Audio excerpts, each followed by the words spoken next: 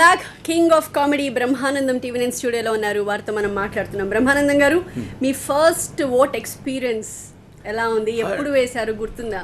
గుర్తుంది, కానీ ఆ ఎక్స్పీరియన్స్ చెప్పడం కొంచెం అది గుర్తులేదేమో. ఎందుకంటే చిన్నప్పుడు ఓటు వేసేటప్పుడు మాకు అసలు తెలీదు.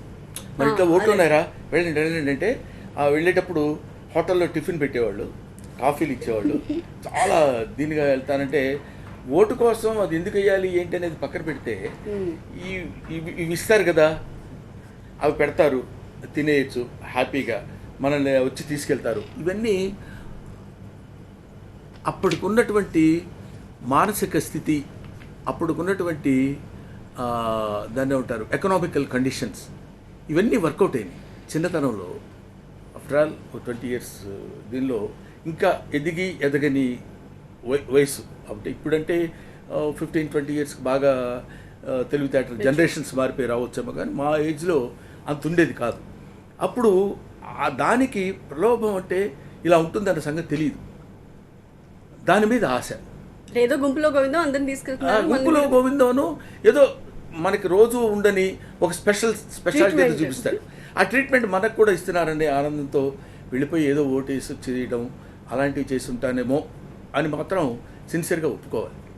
ఇప్పుడు మీరు ప్రతిరోజు అనుభవిస్తున్న విఐపి ట్రీట్మెంట్ ఆ రోజు ఒక్కరోజు వచ్చేది అంటే ఆ రోజు అది పెద్ద విఐపి ట్రీట్మెంటు. ఈ ట్రీట్మెంట్ ఇలా ఉంటుంది, ఈ ట్రీట్మెంట్ ఇలా ఉండదు అని తెలియదు బాల్యంలో. ఇప్పుడు గమ్మత్తు ఏంటంటే సొసైటీలో కూడా 5-6-10 సంవత్సరాల పిల్లల వరకు కలెక్టర్ గారు అబ్బాయి అయినా లేకపోతే రిక్షావాడు అబ్బాయి అయినా ఇంకొకడైనా మనందరం ఒకటే కదా అనుకుంటాడు. అడిగి తెలియదు మన ఇంట్లో ఇది ఉంటుంది, వాళ్ళ ఇంట్లో అది ఉంటుంది, వాళ్ళంత గొప్పవాళ్ళు వీళ్ళంత గొప్ప. కొంచెం అందుకే 18 అంటారు, టీనేజ్ దాటిన తర్వాత కొంచెం బ్రెయిన్ మెచ్యూరిటీ వచ్చిన తర్వాత మనం అలా కాదురా, మనది మన క్యాచ్ ఇది, మనం ఇక్కడ బతుకుతాం, మనకు అన్నీ ఉండవు అనేది ఆ తర్వాత తెలుస్తుంది. సో ఆ ఏజ్లో మనకి తెలియని ఏజ్లో ఓటు యొక్క వాల్యూ తెలియనప్పుడు అట్లా ఉన్నామేమో, కానీ ఇప్పుడు సెలబ్రిటీ ఇదంటే వాళ్ళు అలా చేస్తారు, మనం ఇలా ఉంటాం. అప్పుడప్పుడు ఏదో గుంభనంగా పెద్ద పోజు కొట్టి అండి రండి సార్ అంటే అలాగే సార్ అన్నాం, మీరు రండి సార్ అనండి, సార్ రండి సార్ కూర్చోండి,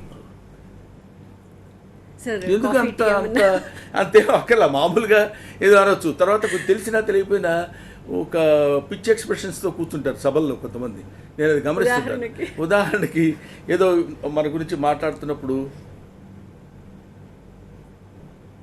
అబ్బా ఏం వింటున్నాడు అని అస్సలు వినడు, వాడికి సంబంధం లేదు, తెలియదు. కానీ ఇలాంటివన్నీ మనకు మామూలుగా జరిగేటువంటి. కాకపోతే నేను అనేది ఏంటంటే సిన్సియారిటీ, ఓటు దగ్గరికి వచ్చేసరికి సిన్సియారిటీ అనేది ఒక స్టేజ్ నుంచి ఆరంభం అవుతుంది. అవగాహన మీకు ఎప్పుడు వచ్చింది? ఇప్పుడు మామూలుగా ఇప్పుడు పిల్లలంటే సంవత్సరంలో ఓటు హక్కు వచ్చేస్తుంది, వీళ్ళకి వేద్దాం వాళ్ళకి వేద్దాం అన్న క్లారిటీ వచ్చింది. కానీ మీకు వచ్చినప్పటికీ మీకు అంత లేదు.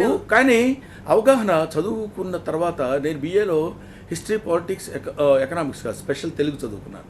సో అప్పుడు ఓహో మనకి ఓటు, దీని హక్కు ఇలా ఉంటుంది, దీన్ని మనం ఉపయోగించుకోవాలనేది ఆ ఎడ్యుకేషన్ని మన ప్రాక్టికాలిటీకి జోడించి వెళ్ళినప్పుడు మనం జాగ్రత్తగా పరిశీలించి వేయాలి ఓటు. అప్పుడే ఓట్లు కూడా స్టార్ట్ అవుతాయి. కాలేజ్ ఎలక్షన్స్, తర్వాత హాస్టల్ ఎలక్షన్స్, ఇవన్నీ జరుగుతున్నప్పుడు మనం పలానా వాడిని సెలెక్ట్ చేసుకోవాలి, పలానా అక్కడి నుంచి స్టార్ట్ అయ్యింది.